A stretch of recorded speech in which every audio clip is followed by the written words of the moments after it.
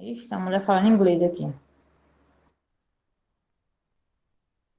Apresentação DPSE. Pronto. Vamos lá. Tá aparecendo aí? Alguma coisa?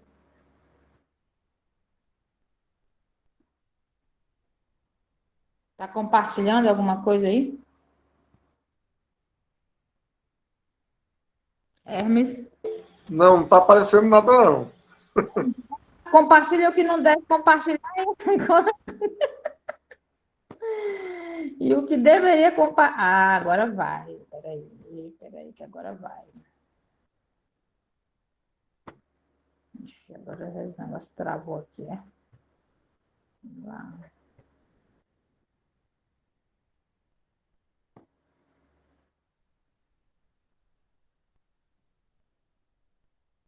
Compartilhar toda a tela. Pronto. Agora vai. Não, não é esse não, é esse aqui. Tá aparecendo aí? Tá, agora tá, né?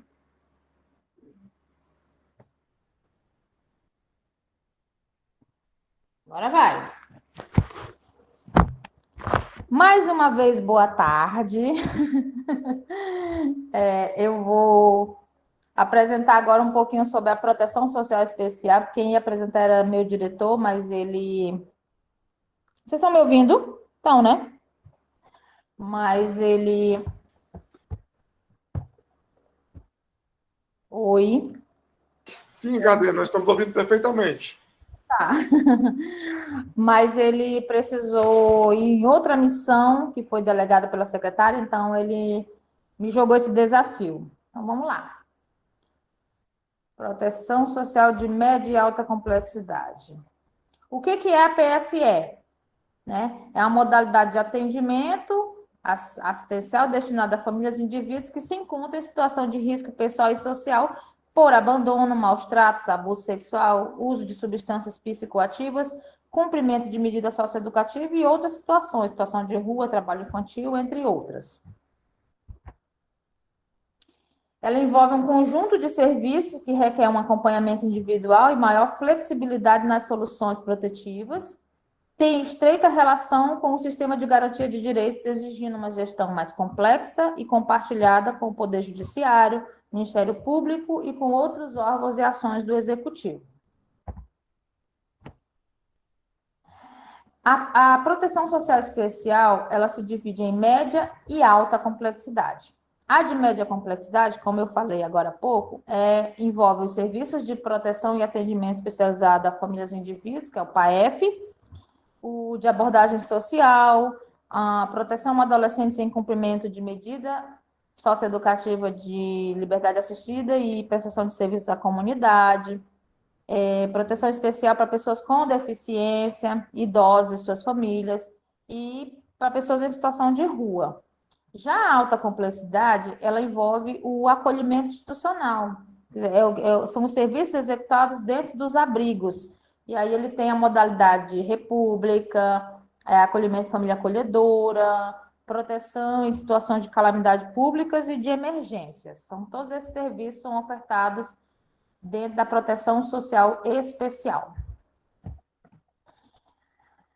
E o que compete à proteção de média complexidade? Ela é um serviço ofertado dentro do CREAS, né? E o CREAS é o quê? Uma unidade pública de abrangência de gestão municipal, estadual ou regional, oferta serviços especializados de forma sistematizada, com apoio, orientação, acompanhamento e articulando com outras políticas setoriais e com o sistema de garantia de direitos. Esse é o mapa, o nosso mapa de Roraima, e aí ele dá o norte de como que a gente, como que é os CREAS, a distribuição dos CREAS nos municípios. Atualmente nós temos 15 CREAS implantados. Boa Vista é o único município que tem 2 CREAS, e São Luís não tem nenhum CREAS implantado.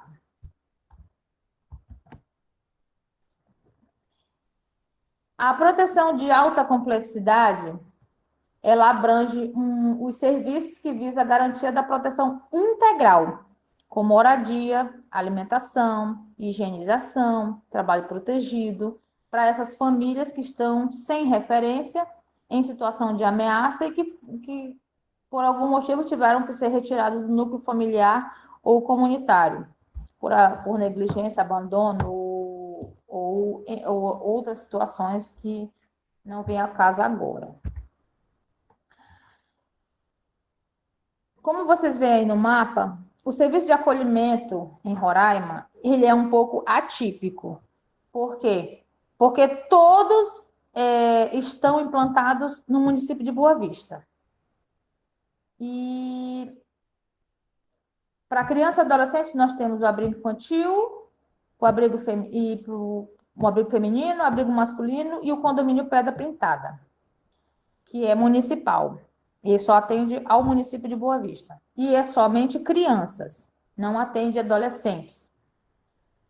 Para famílias e adultos, né, adultos e famílias, temos a Casa de Passagem, o Abrigo de Maria e o Abrigo de Idosos. O Abrigo de Idosos hoje, ele tem uma capacidade de 30 acolhimentos. E como é longa permanência, instituição de longa permanência, ele está sempre lotado, sempre lotado. E a questão da reintegração familiar desses idosos é bem complexa, porque muitos já não têm mais referência, não querem voltar, não se acha mais a família e por aí vai. Então, eles ficam a vida toda no abrigo. Ficam a vida toda no abrigo. Por isso, o abrigo está sempre em déficit com relação às vagas. E aí nós temos outra particularidade também com relação aos abrigos, é que eles, por serem na capital, a gente acaba violando o direito à convivência. É uma forma de acaba violando o direito à convivência familiar e comunitária, porque muitas dessas famílias não têm condições de vir visitar seus filhos aqui na capital. E também, assim, a maioria são de gestão estadual. Só o Pedra Pintada, que é de municipal, e só atende crianças. Então, o Estado, hoje, ele abarca todo o acolhimento institucional e atende a todos os municípios. É por isso que, muitas vezes, os municípios solicitam acolhimento para idosos, para outras especialmente para idosos ou para pessoas com deficiência, que são acolhimentos de longa permanência, porque com relação à criança e adolescente, a reintegração familiar, ela acaba acontecendo de imediato, né? Alguns casos demoram, mas o fluxo, ele está sempre acontecendo. Então, é possível reintegrar esse menino, essa criança, esse adolescente dentro da família, ou inserir numa outra família. Com deficientes e com idosos já é um pouco mais complicado. Então, a gente tem nesses equipamentos, que na verdade a gente nem tem o equipamento para deficientes, mas no equipamento que é o abrigo de idosos, a gente está sempre superlotado e não consegue atender ao que o município muitas vezes demanda. E o Departamento de Proteção Social Especial, ele faz parte da estrutura da CETRABS e tem a competência de coordenar, monitorar, capacitar e avaliar. Quando eu falei anteriormente sobre a estrutura, né, da secretaria, é porque eu penso na CETRABS, que tem o seu Departamento de Proteção Básica e o Departamento de Proteção Especial, né? E ele executa atividades por meio da divisão de ações de média complexidade, na qual eu estou à frente, e a divisão de ações de alta complexidade, que é a Eusânia que está à frente. E tudo isso visando a oferta qualificada dos serviços socioassistenciais. Atualmente, esse é o nosso organograma que a gente conseguiu construir. A gente diz que o DPSE é quase como se fosse uma secretaria. Dentro dele, ele é um setor da secretaria, mas dentro dele é como se fosse um subsetor, uma subsecretaria, porque funciona tudo isso aí. né? A direção, a gerência, né? Que é o corpo administrativo. Aí tem a nutrição e o abastecimento, que atende aos abrigos, né? Atende os abrigos institucionais, estão todos aqui. E aí, dentro do DPSE, que está ligado à direção, nós temos a DANC e a DAC, e a equipe técnica que dá suporte tanto para a DANC quanto para a DAC. A DAC coordena os abrigos e a DANC os CREAs nos municípios, dando suporte e apoio técnico. E também é responsável pelas ações do PET, que é o Programa de Erradicação do Trabalho Infantil. Mas, infelizmente, no momento a gente está sem o técnico de referência e as ações estão um pouco paradas. O PET, a gente pensa em atuar em todos os municípios, mas especialmente nos municípios que são cofinanciados. Essa é a composição da nossa equipe lá. A gente está com 18 pessoas trabalhando para que tudo isso funcione, para que essa engrenagem da PSE funcione sem quebrar nenhum dente. E o que a DANC faz? Ela acompanha os atores da rede de proteção, articula com as políticas de garantia de direitos, capacita e organiza equipes da rede, monitora, avalia e consolida dados, integra os serviços socioassistenciais, promove campanhas para o desenvolvimento de ações preventivas, elabora projetos na área da política de média complexidade, recebe e encaminha denúncia aos órgãos competentes. Essa última aí, quase pouco está acontecendo, porque agora muitas denúncias são a respeito de abuso, né? E atualmente quando vinha pela maternidade, mas agora a gente mudou um pouco o fluxo e a informação agora vai diretamente para os conselhos tutelares. Quando acontece dessa forma, quando é pela maternidade, ou quando não é diretamente o conselho tutelar mesmo. Então, esse fluxo de denúncias a gente está recebendo pouco atualmente. E o que a DAC faz? Ela coordena e supervisiona o serviço de acolhimento institucional. Articula com políticas também a mesma coisa que a DANC faz. Realiza estudo e propõe o reordenamento e a expansão dos serviços de alta complexidade. Capacita profissionais visando o aprimoramento e a oferta qualificada. Realiza estudo de casos, apoia tecnicamente as equipes na adequação dos serviços às normativas regulamentadoras e monitora, avalia e consolida dados também. E como é feito esse monitoramento? Tanto da DANC quanto da DAC, a gente utiliza esses dois instrumentos, que são os relatórios mensais de atividades, que é o RMA, que os CREAs, eles conhecem bem esse documento aí, esse formulário, que muitas vezes eu estou cobrando. E a central de vagas, né, que a gente, toda semana a gente recebe a relação de acolhidos semanal e faz a central de vagas e encaminha para o juizado para ele ter noção de como que está as unidades institucionais, porque nós tivemos com a questão da migração, nós tivemos um boom nos acolhimentos, e as orientações técnicas falam que tem que ser até 20, né? E aí, com a migração, a gente chegou a ter mais de 40, teve abrigo que chegou a ter mais de 40.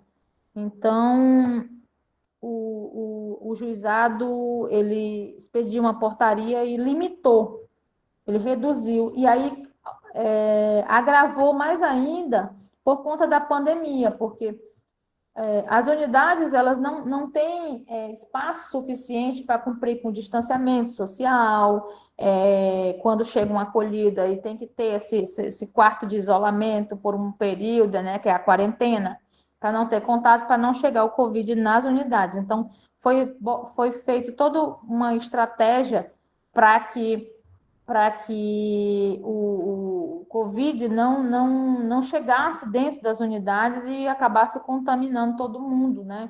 inclusive servidores, e a gente teve um problema grande com relação a servidores, que muitos servidores com um grupo de risco, e aí também foram acometidos com Covid, alguns a gente até perdeu, mas graças a Deus agora as coisas estão melhorando. A gente tem fé. E aí esses dados eles são consolidados em relatório de gestão anual e apresentado, né? No final do ano a gente faz todo a consolidação desses dados e apresenta no relatório de gestão. Então, o que eu cobro dos RMA, dos CREAs, eu consolido tudo, é um trabalho bem grande. Consolida tudo para... Quais são os desafios da proteção no estado de Roraima, da proteção especial no estado de Roraima? São muitos, só que não dá para colocar tudo aqui, senão a gente ia virar a noite. Ia até a noite isso aqui. Mas eu trouxe alguns, que é reestruturar as unidades de acolhimento no estado, no sentido de ampliar e qualificar a oferta dos serviços. Implantar o serviço de acolhimento de forma regionalizada. Essa é uma discussão que já vem há bastante tempo, porque a gente precisa ter unidades de acolhimento nos municípios, e aí está bem complicado. Traçar estratégia de atendimento aos usuários com demandas específicas, como migrantes, refugiados, indígenas, entre outros, porque o impacto da migração é grande, não foi, ele é grande dentro das unidades. O impacto também com relação com relação à questão indígena, né? Que a gente tem situações bem complicadas, né, quando se acolhe indígenas, né? E fortalecer os municípios no sentido de ampliar a rede de atendimento da proteção especial, que vai casar com o acolhimento de forma regionalizada. Não só dar o suporte técnico para os CREAs, também tentar implantar um serviço de acolhimento regionalizado, seja em unidade de acolhimento mesmo, né, institucional, ou seja em modalidade de família acolhedora, casa-lar, de alguma forma tentar regionalizar esse serviço para que não fique, para que a gente não possa violar mais direitos, especialmente a convivência familiar e comunitária. E aí eu gosto muito de trazer umas frasezinhas para a gente ficar pensando. A nobreza de nosso ato profissional está em acolher aquela pessoa por inteiro, sem conhecer a sua história, em saber como chegou a essa situação e como é possível construir com ela formas de superação deste quadro. Esse é o nosso papel, essa é a missão da proteção social especial, tentar fazer com que o indivíduo possa superar todos os problemas e ter uma vida plena, como todo mundo merece. Muito obrigada pela atenção. Viu como eu sou rápida? Agora podem perguntar. Vamos lá, podem abrir o áudio, fica à vontade. Vou perguntar para a Gadeira, né? Aproveita, minha gente. Olha as dúvidas aí. Aproveita, o pessoal é muito calado, muito tímido. O pessoal tímido demais. Eu perguntava logo, eu não deixava para depois, não. Vamos lá, então. Acredito que o pessoal está muito tímido. Só fica com medo da gente, Gadeira. Eu tenho uma pergunta para fazer, mas não. Vamos lá, aproveita aí. Em relação aos abrigos, né? A gente está falando do Plano Municipal de Assistência Social e eu queria saber do Plano Estadual. Se há um planejamento para um novo abrigo para idosos, principalmente. Porque se a gente for falar de orçamento, por exemplo, a gente sabe que os municípios eles ainda não têm um orçamento aí, pode estar se colocando sim no planejamento, mas um orçamento para estar criando, por exemplo, abrigos voltados para os idosos. E essa demanda, né, de idosos, ela é bem antiga, há muito tempo se tem essa dificuldade de quando o município do interior tenta uma vaga. Então, eu gostaria de saber se já tem isso no plano estadual, ou se já se pensa a respeito disso.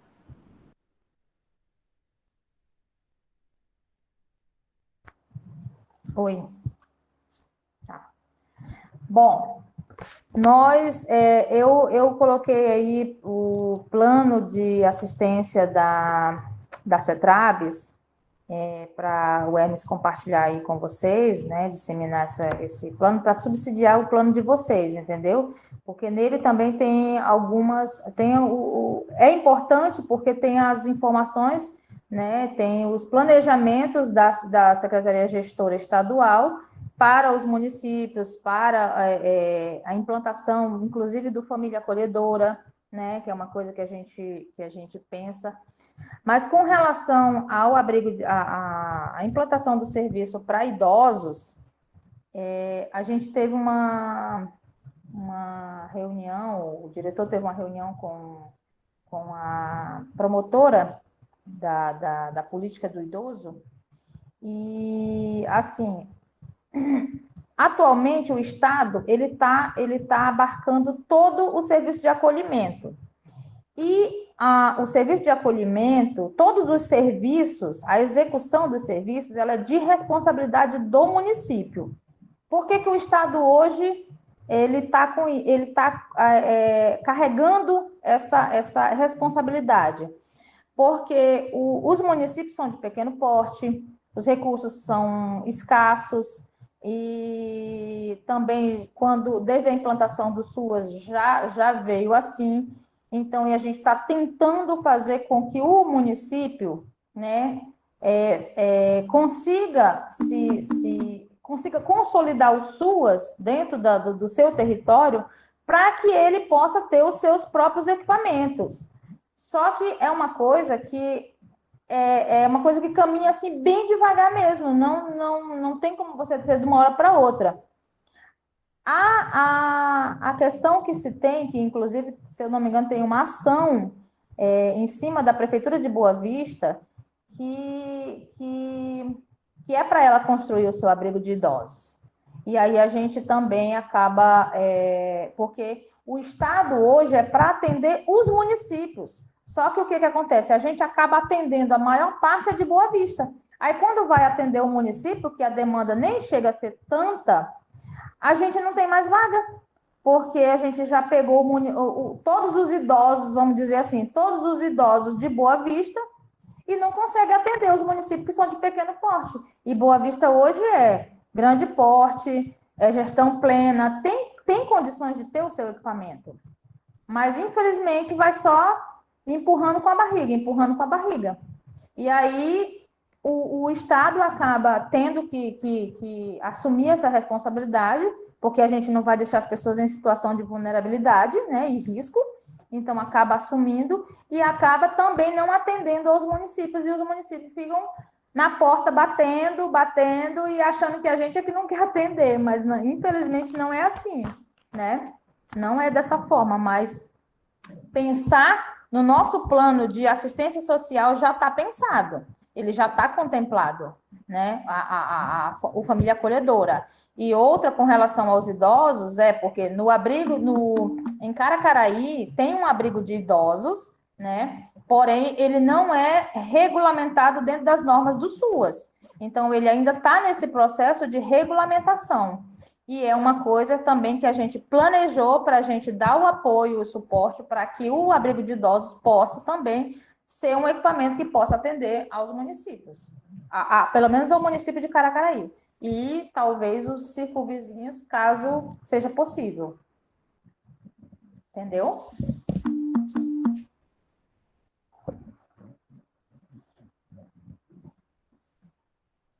Mais alguma pergunta?